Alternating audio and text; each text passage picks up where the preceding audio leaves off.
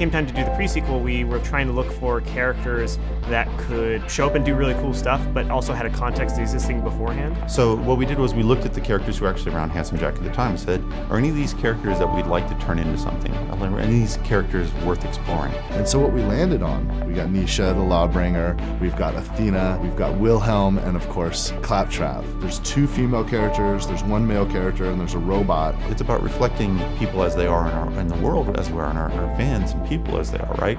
Initially, when we built this universe, said it's going to be diverse, it's going to be interesting, and it's going to be culturally diverse, because culture is something we adore.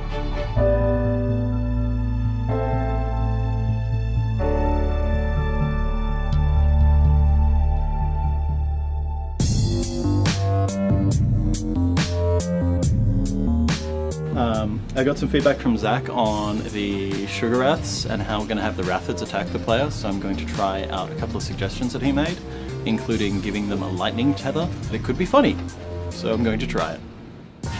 Well, you become one of the Vault Hunters, one of the heroes that's sort of working with Handsome Jack during his rise to power. And his closest lieutenants, it was very clear in Borderlands 2, were Wilhelm and Nisha. Now, Wilhelm, we know what he's going to become in Borderlands 2.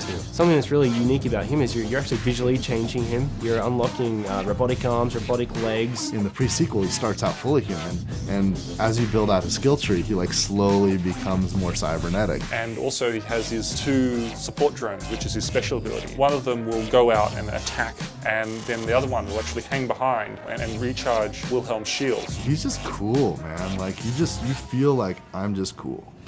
And then we've got Nisha, who's the gunslinger. So she's like sort of Wild West. Everybody loved Nisha. She was this character that we all regret killing off. Spoiler, yeah. So when you meet Nisha, she is a bandit that kills other bandits. She's just worse than Handsome Jack in many ways. She just enjoys strangling puppies. She's actually just about the most evil character in the entirety of the Borderlands universe, and that's kind of fun. I know people have been asking, does Nisha have the whip? Well, yes, she has the whip, and it's a long-range melee attack. So Nisha's action skill is called Showdown, and it allows her to automatically aim at enemies. It gives her a bunch of buffs to a bunch of different things. And then if you iron sight and then quickly switch targets, you get that Clint Eastwood feeling of bam, bam, bam, bam, bam, and then just sort of sheathing your gun really quickly. It's a thing that you're going to use in every single combat you get into because it's that useful. So what you're going to see here is during the action skill, any guy you shoot, the bullets will ricochet and hit multiple guys. So here's some perks. All right.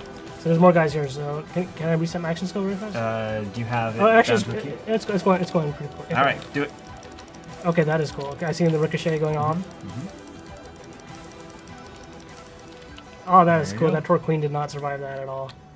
Athena is a character from the General Knox DLC from Borderlands 1, the 3rd DLC. She was just a cool NPC that fought alongside you and helped you take down a bunch of bad guys. And we really wanted to explore her story and her difficulty and balance between good and evil, because she's sort of an assassin trying to find her way. Atlas is completely gone. She is out of money. She's out of food. She needs to take any job she can to get by. We also have been talking about having a character with a shield for years, but they're not as much fun to play in a video game because you're walking behind this shield moving really slow. We wanted someone who was fast and active and energetic and got into the battle. So Athena's action skill is the Kinetic Aspis shield, and it basically works where she puts it in front of her body, and any incoming damage that happens to the shield basically charges up its power. When you build that skill up, you can get to the point where you can take out 3 or 4 or 5 of those enemies with that shield, and that's just really cool to play with. Athena's a badass. I just feel like an awesome, ass-kicking superhero when I play Athena. I definitely see the disco mode. Hit it, and then basically go get close. Oh, snap. So the disco ball is just doing all the work for me. Yep, that's really cool. For the 4th character, I could tell many stories, but the truth is, Randy Pitchford, the president of this company, really wanted to play as Claptrap. Claptrap is a wild character. We know Claptrap, he's been in the series forever. Claptrap is a Hyperion robot, so there's a really interesting set of narrative circumstances that allow him to actually be on Handsome Jack's team in that time between Borderlands 1 and 2. The idea is great, hey, wouldn't it be interesting to finally play as Claptrap?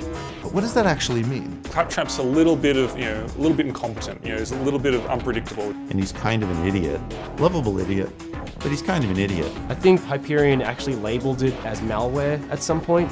His action skill is lunacy. If you don't want to be Claptrap, you definitely want him on your team, because when Claptrap uses his action skill, it affects everybody in the game.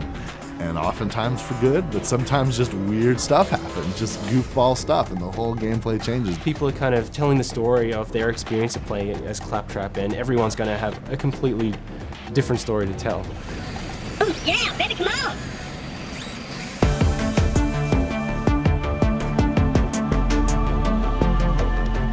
Borderlands is all about building on what's happened before to build a stronger product next time. A lot of the things that were still kind of lingering that just needed to get out of us after we'd finished Borderlands 2 were able to get into Borderlands the pre-sequel. In the weapons, it was like, okay, well, what gun fantasy are we not hitting? Because we have the Western fantasy with Jacobs, we have the, American action movie star with Torg. We want to make people feel like they're having a fresh experience. It's a big game. You get your money's worth when you play a Borderlands game, and that is a thrill.